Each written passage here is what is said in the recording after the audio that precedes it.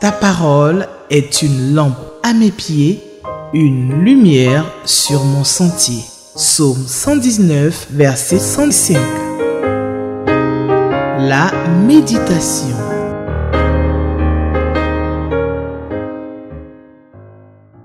Chers téléspectateurs d'Espérance TV et vous tous qui nous suivez sur les différents médias sociaux, Shalom, bienvenue à l'émission La Méditation. Alors, pour le samedi 15 mars 2025, le lecteur de la Bible, qui est notre guide de méditation, produit et édité par la Ligue pour la lecture de la Bible, nous propose le texte de Nombre 21, versets 21 à 35. Nombre 21, versets 21 à 35. Et le titre que donne le lecteur à ce texte est « Avec Dieu, nous triomphons ». Nous allons prier pour demander au Seigneur qui nous aide par le Saint-Esprit à comprendre sa parole. Dieu Tout-Puissant, Dieu plein d'amour, Seigneur, chaque fois que tu rassembles tes enfants, c'est que tu as quelque chose à leur dire. Et nous savons que pour ce texte que nous allons lire maintenant, dans le livre des Nombres, tu as des choses à nous dire, à nous apprendre. Et nous avons besoin de t'écouter nous parler. Parce que c'est ta parole qui est une lampe à nos pieds et une lumière sur notre sentier.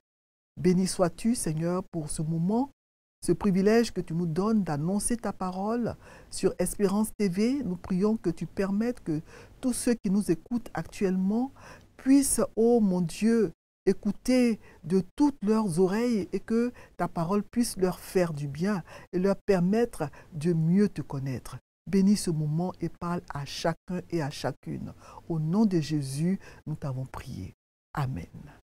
Nombre 21, versets 21 à 35. Je vais lire le texte dans la version Louis II. Israël envoya des messagers à Sion, roi des Amoréens, pour lui dire « Laisse-moi entrer par ton pays. Nous n'entrerons ni dans les champs, ni dans les vignes, et nous ne boirons pas l'eau des puits. Nous suivrons la route royale jusqu'à ce que nous ayons franchi ton territoire. » Sion n'accorda point à Israël le passage sur son territoire. Il rassembla tout son peuple et sortit à la rencontre d'Israël dans le désert. Il vint à Jahaz et combattit Israël. Israël le frappa du tranchant de l'épée et s'empara de son pays depuis l'Arnon jusqu'au Jabbok, jusqu'à la frontière des enfants d'Ammon, car la frontière des enfants d'Ammon était fortifiée. Verset 25. Israël prit toutes les villes et s'établit dans toutes les villes des Amoréens à Hesbon et dans toutes les villes de son ressort. Verset 26. Car Hesbon était la ville de Sion, roi des Amoréens.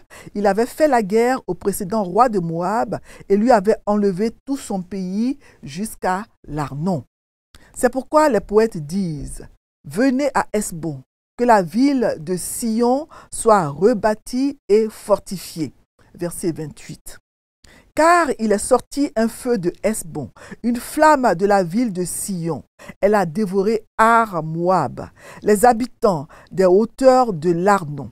Malheur à toi, Moab, tu es perdu, peuple de Kémosh. Il a fait de ses fils des fuyards et il a livré ses filles captives à Sion, roi des Amoréens. Verset 30. Nous avons lancé sur eux nos traits, de Hesbon à Dibon. Tout est détruit. Nous avons étendu nos ravages jusqu'à Nophak, jusqu'à Médéba. Israël s'établit dans le pays des Amoréens. Verset 32. Moïse envoya reconnaître Jaézer et ils prirent les villes de son ressort et chassèrent les Amoréens qui y étaient. Ils changèrent ensuite de direction et montèrent par le chemin de Bazan. Og, roi de Bazan, sortit à leur rencontre avec tout son peuple pour les combattre à Édréi. L'Éternel dit à Moïse, « Ne le crains point, car je le livre entre tes mains, lui et tout son peuple et son pays. Tu le traiteras comme tu as traité Sion, roi des Amoréens qui habitait à Hesbon. » Verset 35. Et ils le bâtirent lui et ses fils et tout son peuple, sans en laisser échapper un seul, et ils s'emparèrent de son pays. Nombre 21, versets 21 à 35. C'est le texte que nous venons de lire dans la version Louis II. Alors, les enfants d'Israël ont quitté le pays d'Égypte et ils continuent leur marche dans le désert vers le pays de Canaan, pays que Dieu leur a promis et où coule le lait et le miel. Ils vont rencontrer plusieurs difficultés en chemin. Il y a eu, avant le texte que nous venons de lire aujourd'hui, l'épisode du châtiment de Dieu avec la mort de nombreux Israélites par la morsure de serpents brûlants. Parce qu'une fois de plus, ils avaient murmuré contre Dieu. Le peuple s'était ensuite repenti et Dieu avait demandé à Moïse de fabriquer un serpent en airain, pour que tous ceux qui avaient été mordus par les serpents brûlants soient guéris en regardant simplement le serpent d'airain. Après ce triste épisode au cours duquel beaucoup parmi eux malheureusement ont perdu la vie, les enfants d'Israël donc ont fait la paix avec leur Dieu et continuent donc leur marche dans le désert. Les versets 21 à 35 du chapitre 21 du livre des Nombres, texte que nous avons lu aujourd'hui, parlent donc de la conquête de 2 royaumes amoréens. Les enfants d'Israël ont fait cette double conquête avant de traverser le Jourdain sur les peuplades amoréennes établies à l'est de ce fleuve. D'abord, celle du territoire au nord de l'Arnon, dont Hesbon était la capitale selon le verset 24, puis celle du pays de Basan, beaucoup plus au nord selon la carte. Donc, les enfants d'Israël vont remporter 2 victoires. D'abord sur Sion, roi des Amoréens, précisément roi du territoire au nord de l'Arnon, dont Hesbon était la capitale, dans les versets 21 à 32. Et ensuite sur Og, roi du territoire de Basan, dans les versets 33 à 35. Sion et Og étaient donc tous deux des rois amoréens qui ont été vaincus par les Israélites sous la direction de Moïse, selon Deutéronome 31, 4. Et Deutéronome chapitre 2, verset 30 nous dit aussi que Sion régnait sur Hesbon et Og régnait sur Basan. Donc le territoire des Amoréens qui comprenait la Syrie et la Palestine était grand. Alors je cite ces passages. Il faut savoir donc qu'une des questions du lecteur pour le texte que nous lisons aujourd'hui est la question 8. Est-ce qu'il y a d'autres passages bibliques qui m'aide à comprendre ce que j'ai lu? Donc, c'est une question qui nous pousse à fouiller dans la Bible et à trouver d'autres passages qui donnent des explications plus détaillées sur le texte que nous lisons. Et pour répondre plus facilement à la question 8 du lecteur, je vous conseille d'avoir une Bible à parallèle. Vous allez dans une librairie chrétienne et vous demandez une Bible à parallèle, comme celle que j'ai. Et pour chaque verset, il y a des lettres qui vous indiquent d'autres passages dans la Bible qui vous donnent des détails permettant de mieux comprendre le verset.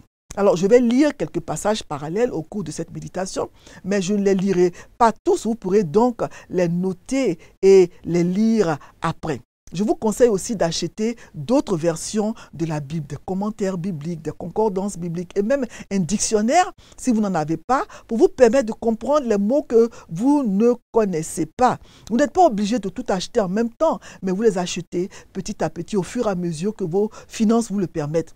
J'ai chez moi une bibliothèque bien fournie et bien garnie, remplie de toutes sortes de nombreuses versions de la Bible, de livres, de commentaires bibliques, etc., dont j'ai hérité ou bien qui m'ont été offerts. Et c'est très important, ou que j'ai acheté aussi. Et c'est très important d'avoir tous ces outils pour une étude approfondie et sérieuse de la parole de Dieu. Je vous encourage donc à investir selon vos moyens pour avoir une bibliothèque avec des livres et des documents qui vous aideront à mieux comprendre la Bible. J'encourage aussi les églises à acheter des livres pour constituer une bibliothèque pour les membres de l'église. Donc chaque église devrait avoir une bibliothèque pour que les pasteurs, ceux qui prêchent la parole, les prédicateurs et même les membres qui le désirent puissent avoir accès à des documents qui les aideront à mieux comprendre la parole de Dieu. ces livres donc resteraient à l'Église pour une meilleure gestion. Et ceux qui le désirent viennent à l'Église pour les consulter. C'est vraiment important. Alors, pour revenir au texte de Nombre 21, versets 21 à 35, j'ai trouvé dans mes recherches que les Amorites ou Amoréens, c'était donc les membres d'une ancienne nation et ils sont fréquemment mentionnés dans l'Ancien Testament. Ils descendaient de l'un des fils de Canaan, selon Genèse 10, versets 15 à 16. Je vais lire ce passage rapidement. Genèse 10, 15 à 16. Et il est écrit: Canaan engendra Sidon, son premier-né, et Heth, et les Jébusiens, les Amoréens, les Girgasiens. Donc l'ancêtre des Amoréens est donc l'Amorite, l'un des fils de Canaan, qui était lui-même un des fils de Cham, selon Genèse 10, 6. Et Cham était l'un des 3 fils de Noé, selon Genèse 9, 18. Noé avait eu donc 3 fils, Sem, Cham et Japheth. Donc les Amoréens étaient connus pour être des guerriers féroces à l'époque de leur splendeur. Et malgré leur nombre et leur puissance militaire, les Amorites ou Amoréens, ils ont été détruits à cause de leur culte des faux dieux. Ils ont été donc des ennemis du peuple d'Israël qui les a combattus et vaincus. La conquête de leur pays par Israël faisait partie du jugement de Dieu sur leur culture païenne. Et les Amoréens, ils sont mentionnés pour la dernière fois dans Amos chapitre 2, verset 10, que nous n'allons pas lire. On suppose qu'ils se sont éteints ou qu'ils ont été absorbés par la culture d'Israël, car on n'a plus parlé d'eux. Donc c'est ce que j'ai trouvé dans mes recherches sur les Amoréens, appelés encore Amorites.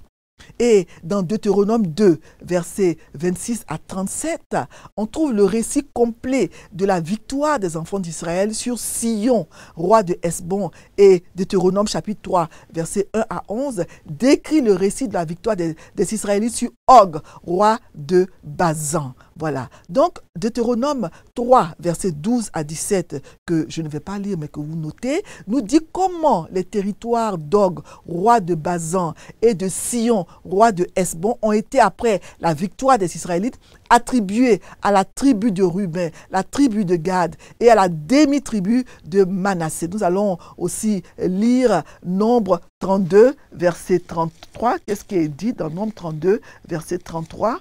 Il est écrit que Moïse donna au fils de Gad et au fils de Ruben et à la moitié de la tribu de Manassé, fils de Joseph, le royaume de Sihon, roi des Amoréens, et le royaume d'Og, roi de Bazan. Le pays avec ses villes, avec les territoires des villes du pays tout autour. Voilà. Donc, on voit donc dans ce passage que les enfants d'Israël se sont attribués après leur victoire le territoire de Sihon et d'Og. Donc, revenons maintenant au texte de la méditation de ce jour. Dans les versets 21 à 22, on lit qu'Israël, il envoie poliment des messagers au roi Sihon, roi de Hesbon, pour lui demander la permission de traverser son territoire sans rien piller. Et dans Deutéronome 2, 28, je ne vais pas le lire, mais il est précisé dans ce verset que les enfants d'Israël, ils ont clairement indiqué qu'ils allaient même payer à prix d'argent la nourriture qu'ils allaient manger et l'eau qu'ils allaient boire. Donc, on va le lire rapidement quand même, Deutéronome 2, 28 à 29, parce que ça nous donne des détails intéressants. Ça nous permet aussi de répondre à la question 8 du lecteur, Deutéronome 2, 28 à 29. Israël dit: tu me vendras à prix d'argent la nourriture que je mangerai, et tu me donneras à prix d'argent l'eau que je boirai. Je ne ferai que passer avec mes pieds. Voilà, c'est ce que m'ont accordé donc les enfants d'Ésaü qui habitent en Séir, etc. Et donc, ils demandent aux Amoréens à Sihon de les laisser passer par leur pays. Je suivrai la grande route sans m'écarter ni à droite ni à gauche. Donc, ils voulaient simplement traverser le territoire des Amoréens dans la paix sans faire aucun dégât. Dans ce passage, on voit 3 résolutions des enfants d'Israël qui prouvent qu'Israël ne représentait aucune menace économique ou militaire pour les Amoréens. D'abord, ils n'allaient pas voler la nourriture, pas de vol de nourriture. Ils disent: nous n'entrerons ni dans les champs, ni dans les vignes. Nous achèterons à prix d'argent la nourriture que nous mangerons. Donc, pas de vol de nourriture, pas de saisie d'eau. Deuxièmement, nous savons que l'eau était rare et précieuse dans le désert. Les enfants d'Israël disent bien: nous ne boirons pas l'eau de ton puits, de tes puits. Nous achèterons à prix d'argent l'eau que nous boirons. Et troisièmement, la troisième résolution, pas de détour menaçant. Ils disent, nous allons prendre la route royale jusqu'à ce que nous ayons franchi votre frontière. Nous allons prendre la grande route sans nous en écarter ni à droite ni à gauche. Donc, pas de détour menaçant, pas de razzia dans les villes, dans les villages, etc. Les Amoréens n'avaient donc rien à craindre des enfants d'Israël. C'était une demande honnête, normale, légitime, puisque le territoire des Amoréens se trouvait sur leur chemin. Et cette demande avait été faite avec politesse. Mais contre toute attente, les Amoréens refusent. Non seulement ils refusent, mais ce sont eux-mêmes qui prennent l'initiative de la guerre. Puisqu'au verset 23, on dit que Sion n'accorda point à Israël le passage par son territoire, il rassembla tout son peuple et sortit à la rencontre d'Israël dans le désert. Il vint à Jahatz et combattit Israël. Voilà. Et on voit donc que ce sont eux qui ont décidé de faire la guerre à Israël. Et Deutéronome 2,30 précise bien, je vais le lire rapidement, Deutéronome chapitre 2, verset 30.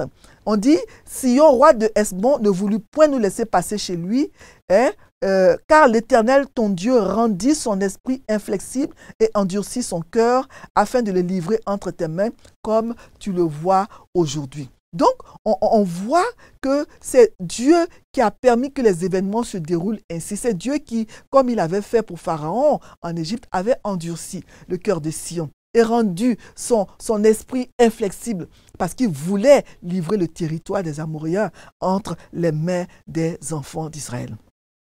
Israël va donc se battre contre les Amoréens et au verset 24, on voit donc que les frontières du royaume de Sion dont s'emparent les Israélites, elles sont nettement indiquées. On voit donc l'Arnon, verset 24, on dit « Israël le frappa du tranchant de l'épée et s'empara de son pays depuis l'Arnon jusqu'au Jabok, jusqu'à la frontière des enfants d'Ammon, car la frontière des enfants d'Ammon était fortifiée. » Voilà donc l'Arnon au sud, le Jabok au nord et le pays des Ammonites à l'est, au nord du désert par lequel arrivait le peuple. Donc Israël va prendre toutes les villes, toutes ces villes-là ici établies.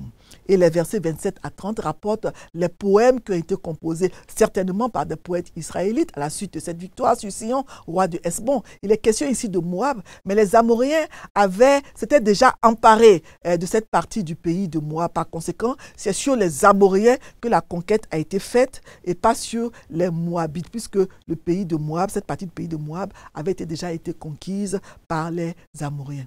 Et nous lisons dans les versets 33 à 35 le récit de la victoire des enfants d'Israël sur Og, roi de Bazan, un autre territoire du pays des Amoréens. C'est Og qui va ici encore prendre l'initiative de la guerre. C'est lui qui, selon le verset 33 de Nombre 21, c'est lui donc qui va se lever et battre les enfants d'Israël. On dit Og, roi de Bazan, sortit à leur rencontre avec tout son peuple pour les combattre à Édréi. Ils étaient donc certainement confiants en leur force, leur nombre, leur puissance militaire.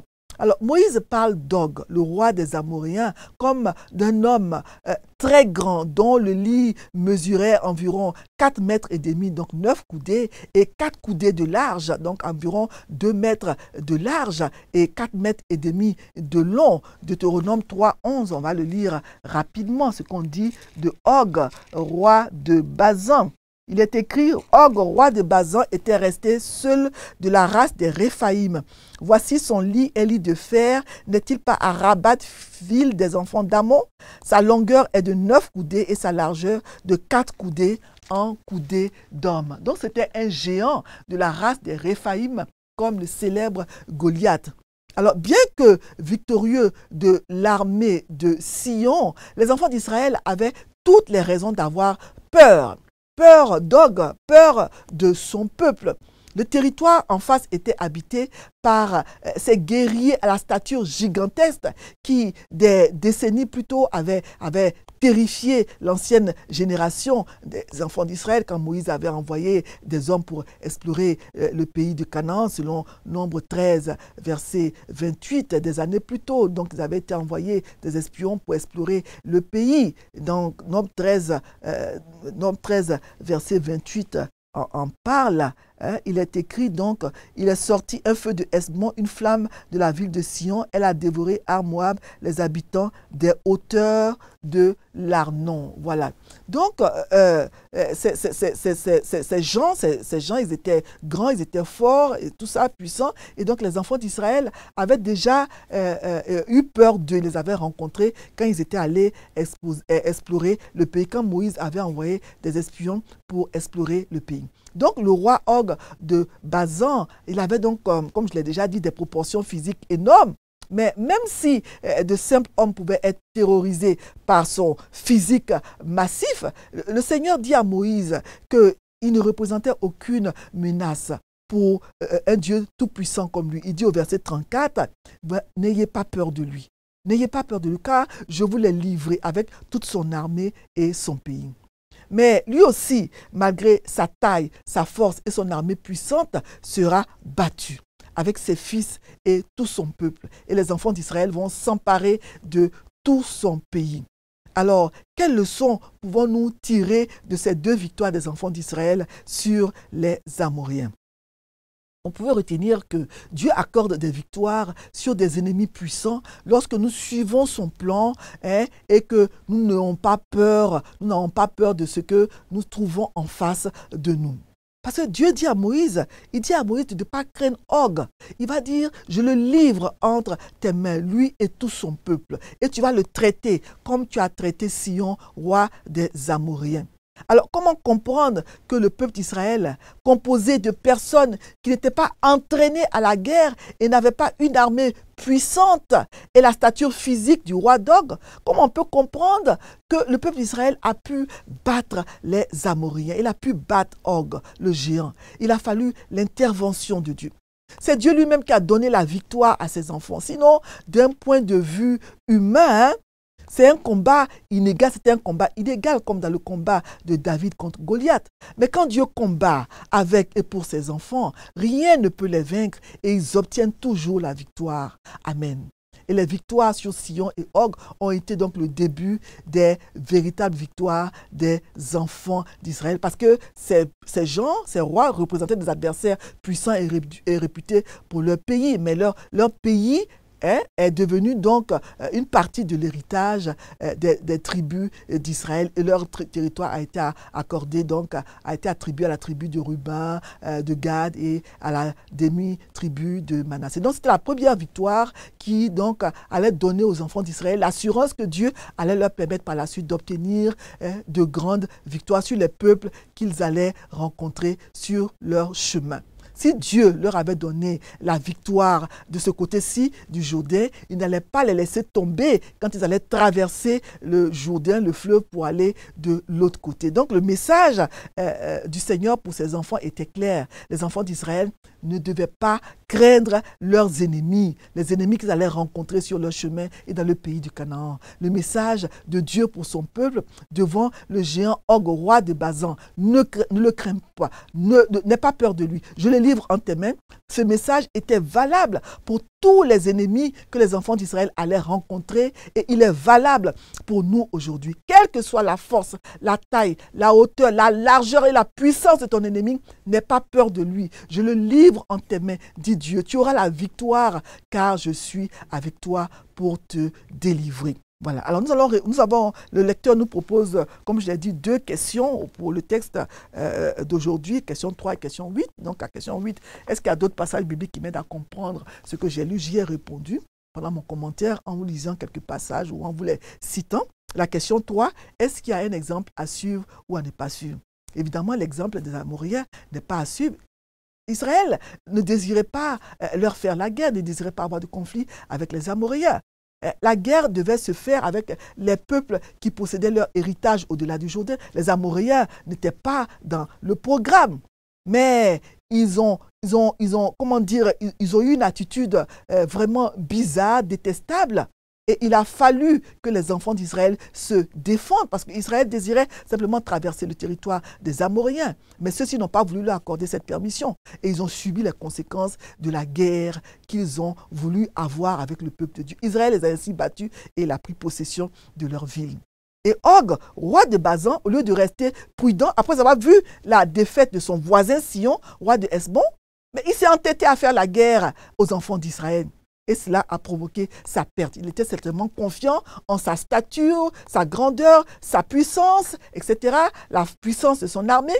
Et il a voulu s'attaquer aux enfants d'Israël. Et malheureusement, il a perdu la vie, lui et ses fils, et tout son peuple, et son territoire est passé entre les mains des enfants d'Israël. Il s'est entêté. Il faut éviter de s'attaquer aux enfants de Dieu. On ne lutte pas contre Dieu. C'est ainsi donc que le peuple d'Israël a commencé déjà de ce côté du Jourdain à réaliser comme par anticipation la possession de la promesse de Dieu de leur accorder le pays de Canaan qui se trouvait de l'autre côté du Jourdain. Que tout cela nous serve de leçon. Soyons assurés de la victoire quand nous sommes dans la volonté de Dieu. Et n'ayons pas peur de tout ce qui peut constituer pour nous un ennemi sur le chemin de la vie. Quelle que soit sa force, sa grandeur et sa puissance, si Dieu est pour nous, mais qui sera contre nous? Qui pourra nous battre? Qui pourra nous détruire? Personne.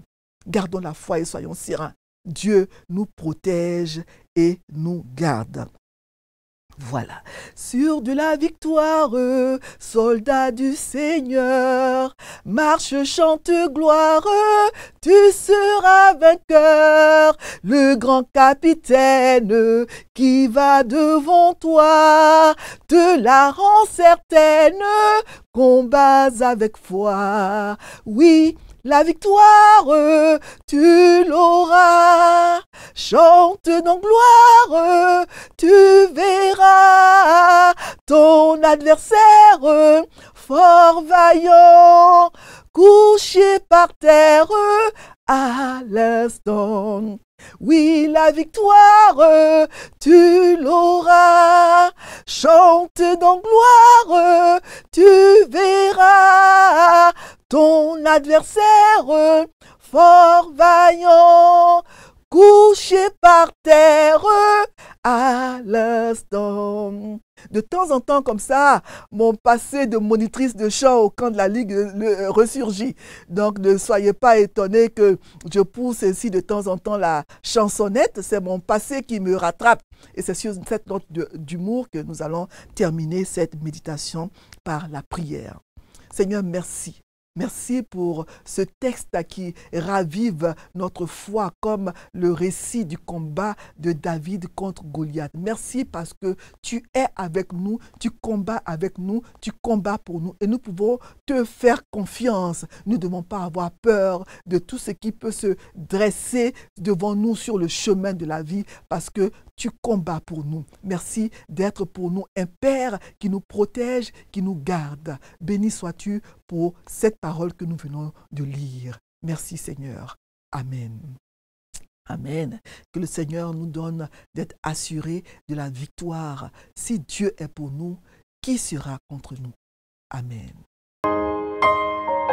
Ta parole est une lampe à mes pieds, une lumière sur mon sentier. Psaume 119, verset 105. La méditation.